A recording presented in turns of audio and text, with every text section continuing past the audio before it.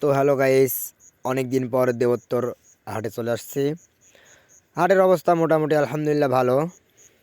কিছু বাজার করা লাগবে, দেখা যাক কোন সবজির দাম কীরকম নেয়।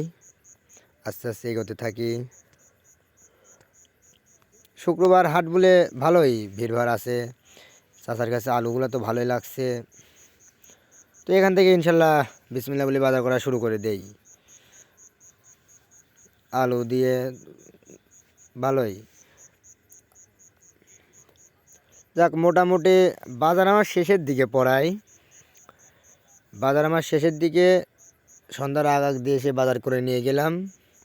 অনেক দিন পর ভাই দেবোত্তর হাটে আসছি। তো একটা ফ্রেন্ডের সাথে আসছি বাজারে। ফ্রেন্ড নাকি মাছ কিনবে, দেখা যাক মাছের হাটে যাই। মাছের হাটে গিয়ে কি বলবো ভাই, মাছ তো সেরকম পেলাম না। তো বাসায় কথা দিয়ে আসছি মাছ কিনবো। অবশেষে একটা মাছ কিনছি, সিলভার মাছ।